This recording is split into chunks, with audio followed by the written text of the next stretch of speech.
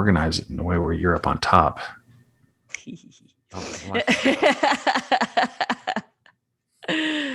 Fans are going to say, get a room. Get a room, you two. Okay.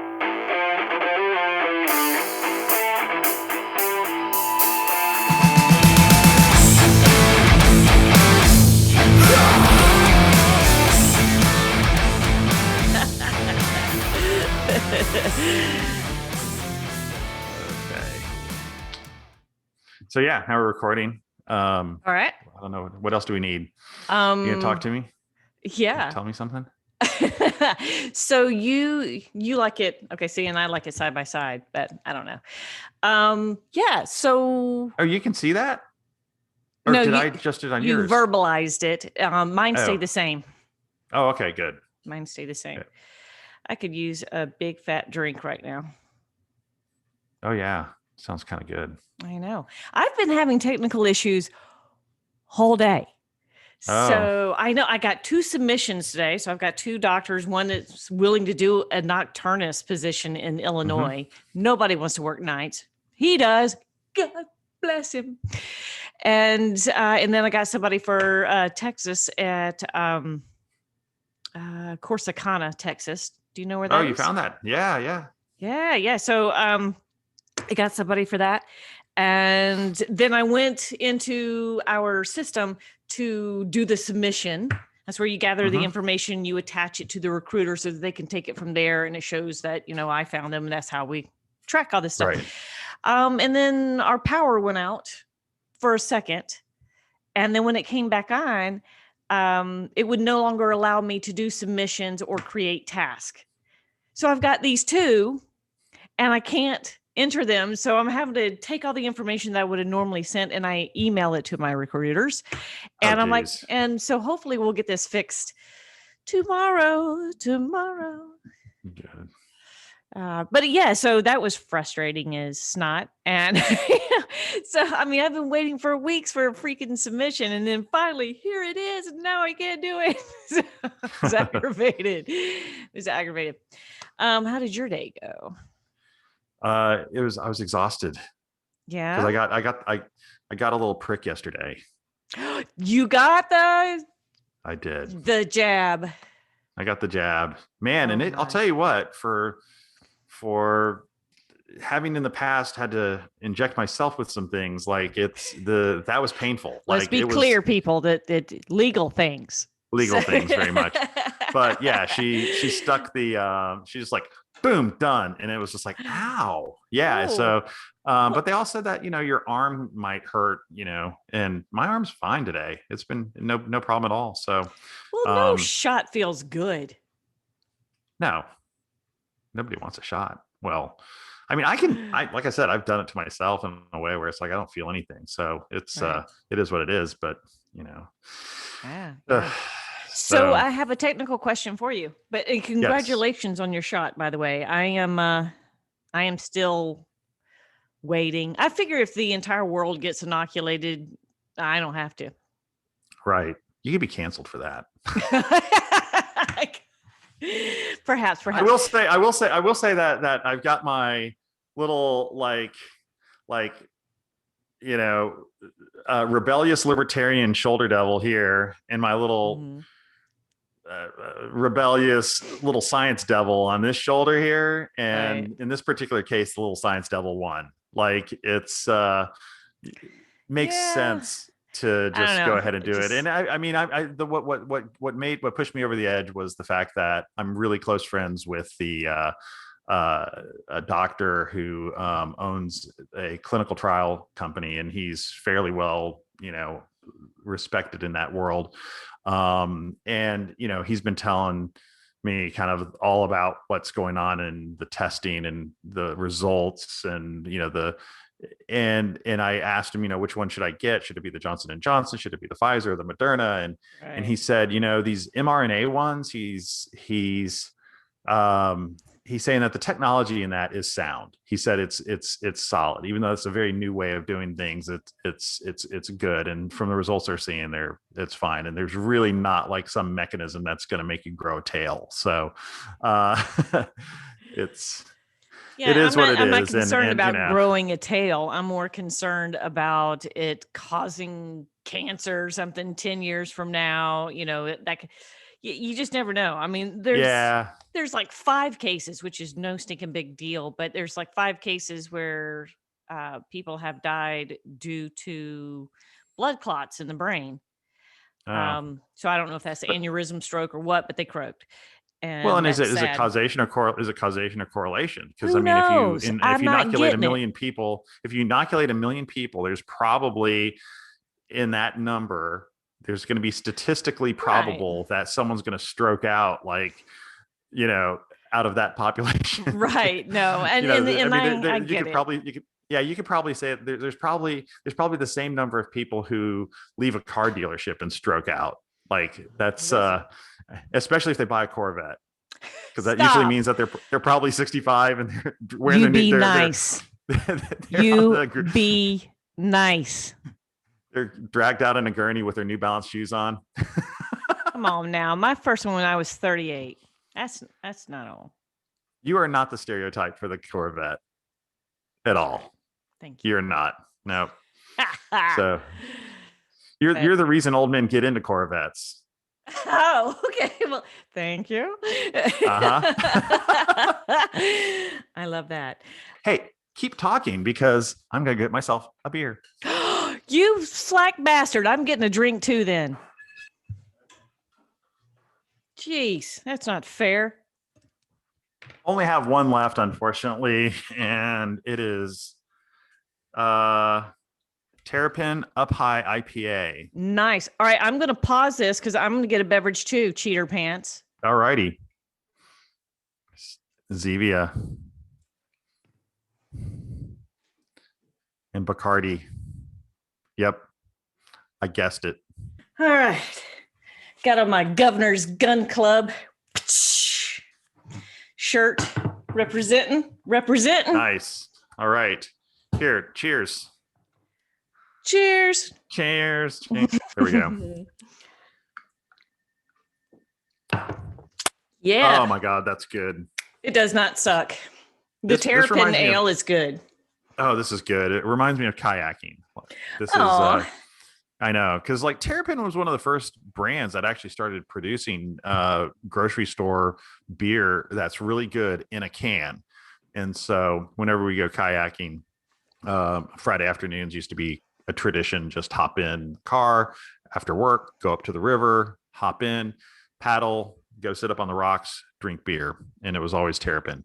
And then hop back in.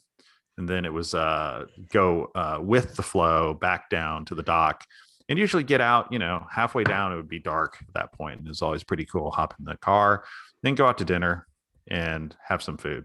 It was awesome. Good times. That sounds like fun. I have never been kayaking. Fun. Get out. No, I've done whitewater rafting, but not kayaking. Oh, you don't want to get anywhere. You told me that you really don't want to get in that lovely brown water of the Chattahoochee is kind of what I do not want to get in that river, but I'm happy to get in. No, I've been on a canoe before. Okay. It's like a canoe, but it's a flat back and pointy front. Well, in this kayak, you're not going to touch the water. You're going to stay. I mean, unless I roll over and drown. You're not going to roll over. No, you're not going to roll over. These don't roll over unless you're a total dork. Well. True. But, on camera, you look like Chevy Chase in the early 80s. Shit. He's a good looking man. Yeah. It's funny because I have some people say that they hear me say things. Someone posted on a comment that said, for some reason, I heard you say that in your Chevy Chase voice or in a Chevy Chase voice. I know, but the problem is I need to get myself back fit and thinner again and get my hair cut and better. Cause right now it's really, really a little too conservative for my taste. And I end up looking like, and when I do that, I start to get more of a Ryan Reynolds vibe, and that usually works out pretty well. So very cool, very cool. So I started a new book. Yeah, something that you would never think. I would have never thought that I would read, but it's really, Yeah. really incredible. Yeah, it is Matt Hoskins, the fall and rise of Matt Hoskins. And I had never heard of him either. But he's a rugby player. My mind. Oh, okay. And I do love to watch rugby and Australian rules football. It's way more exciting than American football, but we don't really get it here. We don't have it on. It's hard to get. You got to have an obscure ESPN or something in order to get that. Right. You know what I'm saying? So anyway, they interviewed him on the Phelps podcast that I watch. It used to be Double Trouble, and now it's Normal Not Normal is the name of it.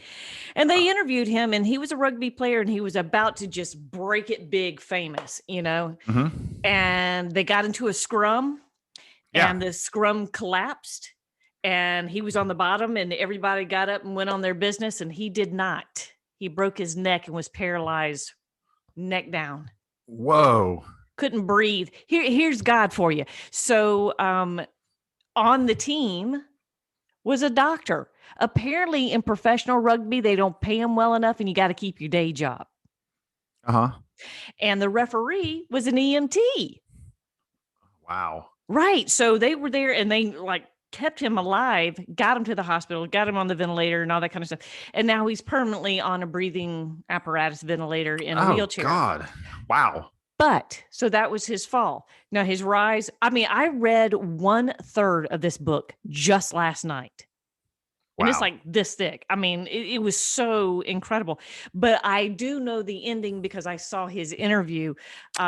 He now has opened up a foundation. It's a 2-story, beautiful building out in the countryside in England where people like him, whether it's paraplegic, quadriplegic, whatever, can go there. And the upstairs floor is a gym. So they have people that work with you and help you build what you can. So if you're, you don't have use of the legs, but you could still do weights and stuff with your arms, all kinds of things. Sure. And then the main floor is they can sit around, they can chat, they have drinks and snacks and games. And it's just a place to go and be with people like you and people that understand you. Right. And it's like the biggest thing now in Europe, and he founded it. And it's just, he said he wasn't a scholar in school. He's dyslexic, so he doesn't read well. Yeah. And he thought, well, rugby's all I can do. Wow. And then that tragedy happened, and look at what he's done. So you never know what God has carved out for you. Right. The latest book I finished was this one from, I don't know if you can see this. It's from...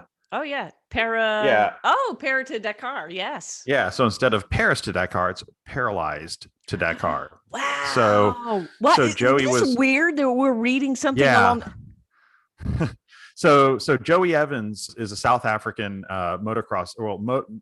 enduro motorcycle racer and would do these cross country races, and fairly very experienced, and had a very nasty wreck, and where, at the very start, where everyone then rode over him, while he was in the ground, and snap, there went his back, and damaged his spinal cord, and he couldn't feel his feet, went to the hospital. And I mean, it was, it talks about the really horrible nitty gritty of, the catheter bags, how he's having to do all that stuff, and how his wife was supporting him. And I mean, this guy's got 3 kids. Actually, I think he has 4 kids.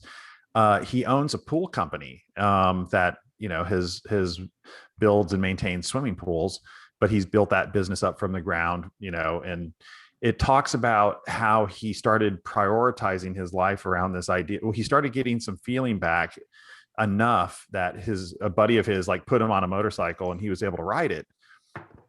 And over time, he just started getting a little bit of strength and a little bit of feeling, but still having problems. I mean, he's still having to wear. It's amazing that he was able to get any mobility back at all. I know that's, and I mean, and that was the one part of the book where he was talking about how he was on this, really brutal climb that he's trying to ride up, and having all sorts of trouble, slipping, and he's falling, and he's starting to, getting passed by others, and he's starting to feel very sorry for himself. And he said, you know what?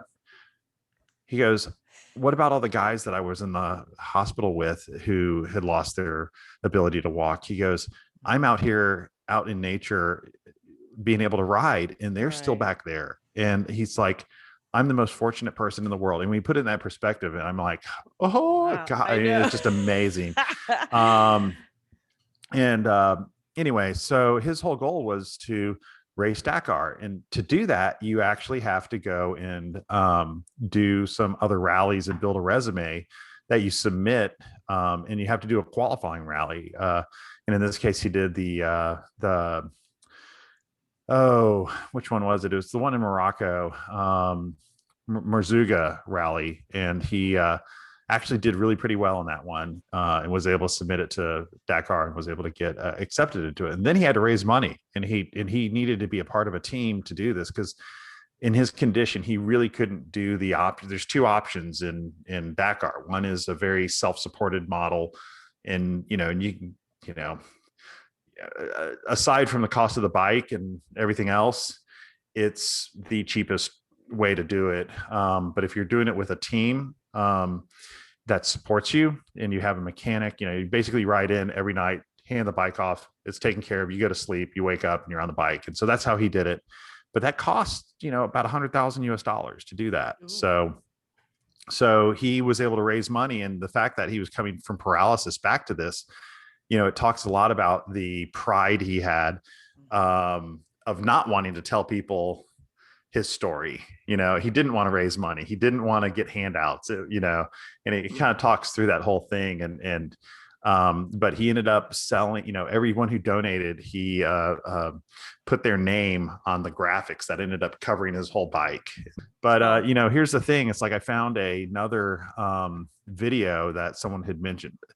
And I'll get back to it, because the person who mentioned it was actually the owner of that gym I was telling you about, who was talking about sponsoring me.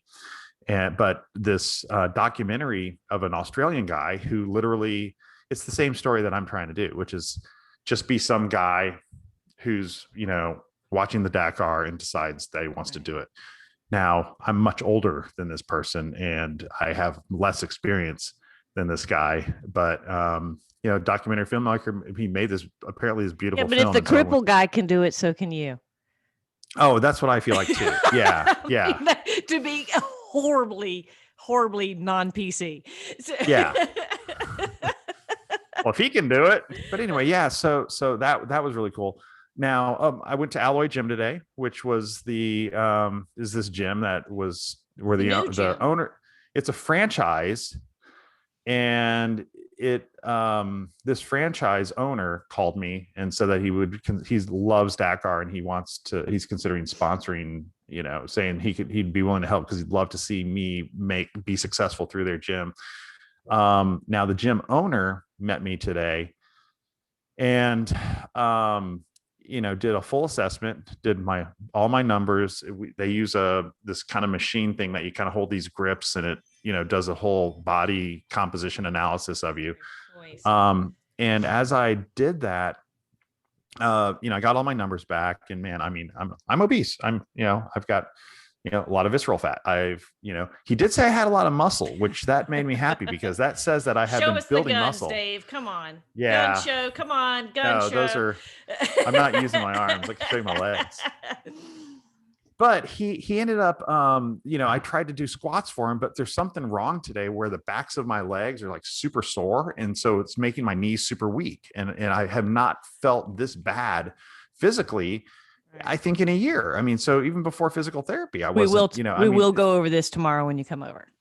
Okay. Yeah. So anyway, I ended up, doing kind of an assessment. And I mean, I was in such bad shape that he was almost telling me I need to go to a doctor. And I'm like, no, listen, I said, this is going to be temporary. This is my body still trying to recover from that crazy, 2 days in Nevada. I burned 10,000 calories in a couple of days. Like, let's just give me some time. So I got my first workout is on Friday. Now, here's the kicker. we're sitting there and he goes, okay, for our 3-time-a-week class, it's $340 a month. Oh, that doesn't shock you. Wait, 340 a month. Well, you know how much I mean, I'm your paying. guy, of course, if you were doing him 3 times a week, you'd be in the thousands. Well, But I'm 1 time a week with Steve, but you yeah, know how much he is per. We don't have to say, no, but we know how much he is per. So we're not far off, Dave. no. Oh, okay. You know, So anyway, well, but you I'm get looking 3 for times a week. I'm 1 time a week. well, I'm looking for every excuse to rationalize this No. cost, and that's definitely it was like, ooh, sticker shock at first. So Right. I get the first month for half off, so I dropped 170 down, and so I'll do a month at that rate. And then it goes up to the 340. I don't know if 3 times a week is overkill. I mean, I might actually be fine doing 2 times a week, but it's still not that much less. Right. But it's Um, personal training, but it's it's like 2 or 3 people that they Yeah. do kind of together, and so they kind of supervise you. But really, that's what I need. I need a place to go, and I need to feel like I'm pushing myself for, this is weird, for their approval. Like, I will work for that's it's like, oh, I want to okay, impress them. but that is something that you bring up that's important, and I think you and I are very similar, and this is probably why we are such good friends. Is I always kind of liken myself to a golden retriever, in that you pet me and tell me, "Oh, you did such a good job. Oh, good job." I'm like, "Okay, I'll do more for you now." Yeah, yeah, I mean, it's the I won't do it for me. I mean, yeah. I'll do the I'll bare do it for the minimum for praise. me, but I something about someone's approval is important, and I think, and that goes back to both of our childhood. Yeah, yeah. I mean, we Yep. have different upbringings, but we have similar reasons. And my father was extremely athletic. His father was an Olympic diver, and my mother was very book smart. And she was extremely successful when she was still working. And I was that person that was somewhere in the middle of all of it. I wasn't extraordinary in anything, but I could do most everything. I just couldn't do it extraordinarily. And so I never got the, hey, good job on that. It was Right, always, right, can't you do better? Because they would expect me, but I was more well rounded, but I just wasn't right. great at anything. Hmm. So, other than being goofy, but pretty great at that. But but yeah, so I think that's actually an important thing that you bring up there. So, but now you're doing Dakar, and I'm trying to get in shape with Steve. And it's like we are having to do this for ourselves, but there's still that aspect. Do you think Hmm. it breaks my heart when I get on that scale every Friday and I have to submit that to Steve and it wasn't a good week? Right.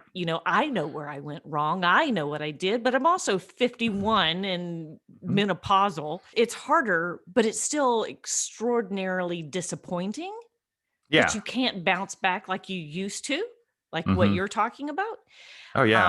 And it's also very discouraging when you can't come and show off your nice report card, you know? Exactly.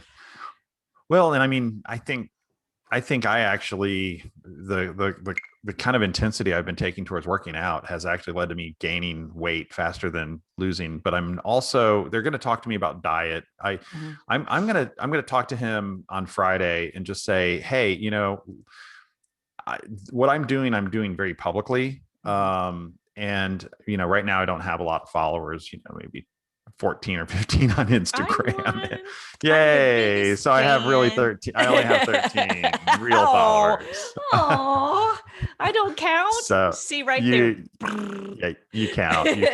So, but it's I think what I'm going to do is just say, hey, I'm willing to kind of yield myself to you guys. And one of the things he said is that, my target weight is like 172.8.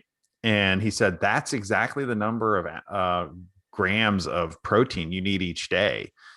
And I'm like, 178 grams of protein? That is a ton. Like that is, stop your heart. God, I have no idea how I would be able to do that. So protein he shakes. basically, I think it's going to be just eat a lot of, meats, and, I'm going to try to make sure I have enough vegetables to balance that out, because I don't feel like that's going to be seriously, because with all the meat, you have to watch the whole cholesterol aspect of that. Go with the protein shakes. I can recommend a few to you. That's extremely low sugar, because that's the other thing you got to be careful about. I have the protein I use right now is it's called HumaPro, and it's almost not even a protein shake. It's just a huge cocktail of aminos.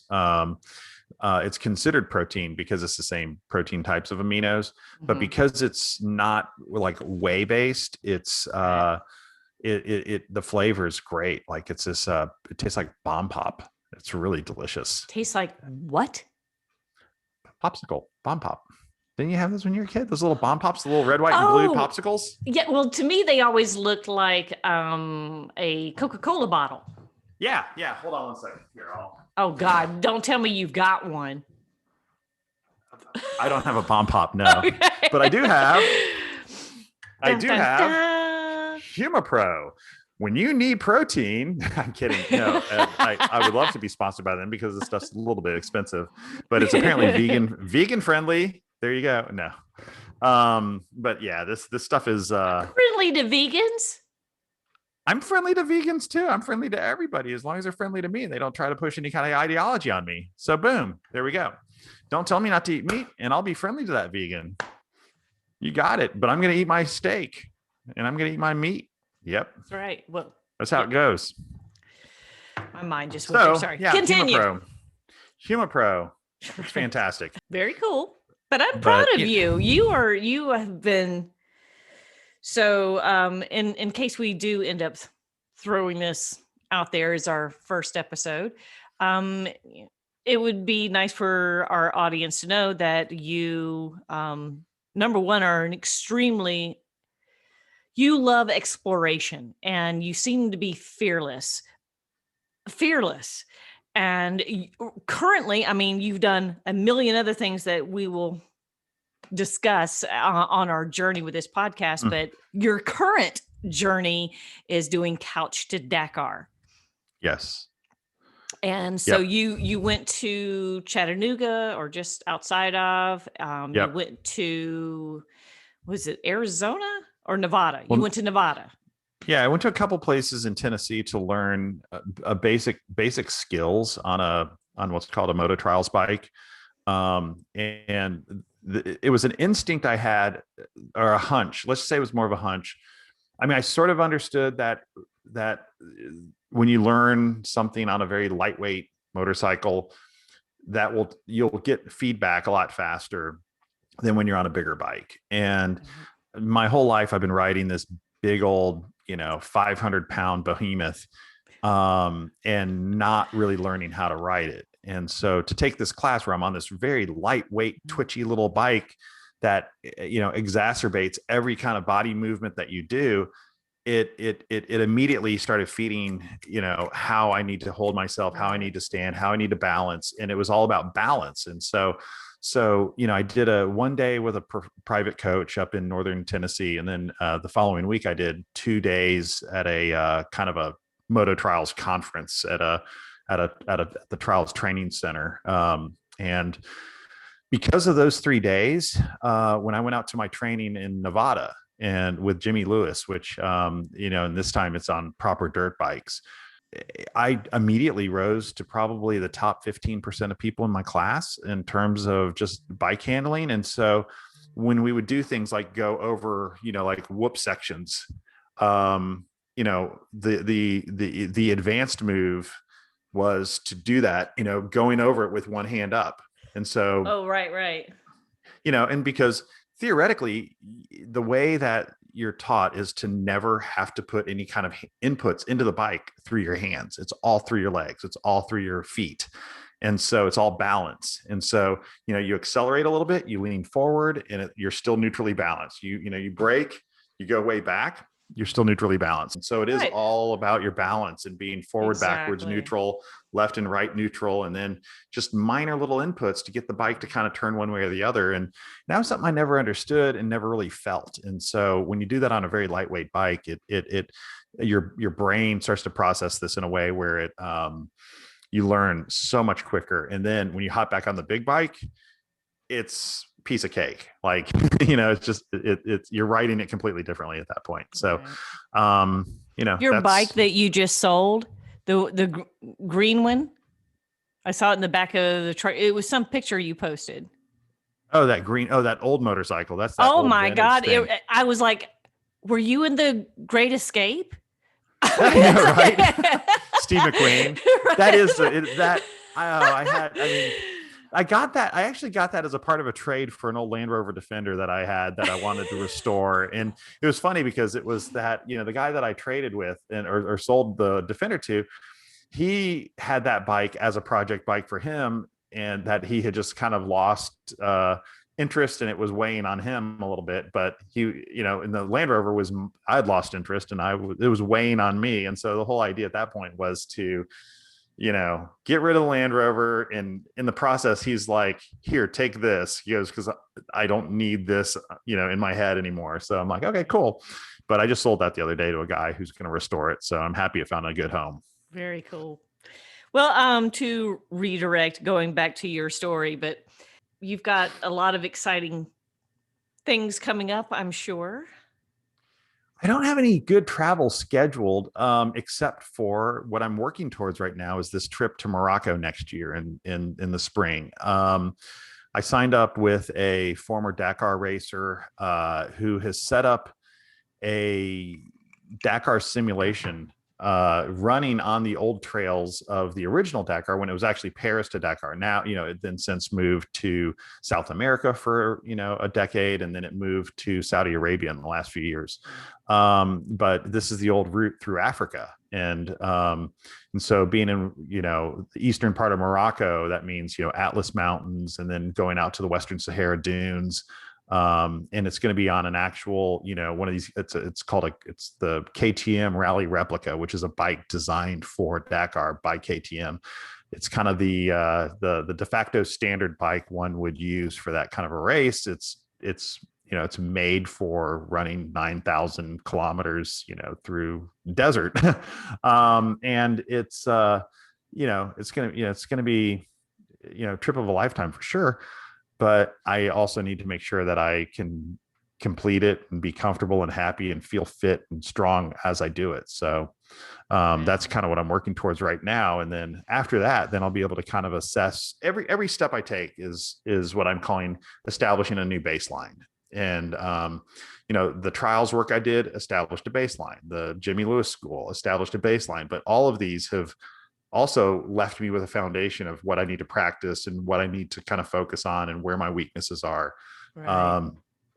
And what I'm going to do is really focus on technique right now before I start getting the speed up. And at some point, my shorter term goal is by next January, late January or early February, is what's called the Sandblast Rally. And it's this race in South Carolina. That's a 1 day, 9-stage race, only about 75 miles covered, but it'll give me the whole vibe of what the rally world is like. And, go and you check in, they punch your card, you race, and then you come back and you have to commute to the next section and then race again. And then they, check your card. You do that like 9 times throughout the day. But it's all on sand with a combination of hard pack, loose, and sugar sand. And that's the kind of stuff that'll just wipe your butt out. So that's what I have to learn how to do. In the powder snow. It's like powder. Yeah. It's like skiing and powder in a way. Yeah. And you and I have actually talked about that before, but I've never understood skiers preferring that. Maybe it's because I'm not that good. Going back to what I was saying, can do many things, just not great at anything. So it's not, you never say you're not good at something. Let's I didn't say that. I said I'm not great at anything particular, but you're not practiced. But I'm good at a lot of things. I'm just you're not practiced. You're not practiced. Maybe you're not practiced. I'm picking up what you're stepping in. Yeah, there's a book called Mindset by Dweck. I can't remember her first name, but look up Mindset by Dweck. And it talks, and this was sort of the model I used when we raised our daughter, which had to do with the way you praise your kids. Like, you don't want your kid to come home and say, "Oh, you are so smart at blah, blah, blah, blah, blah." You set them up for a disaster when you do that. They become very anxious and things. You come home and you praise the effort that they made towards whatever thing they achieved, that you would praise them for. You don't bestow this identity on them as they're smart. You basically praise them for that effort that they took to get there. I like that. I think it's really good, because so results come from effort. You know what else comes from effort?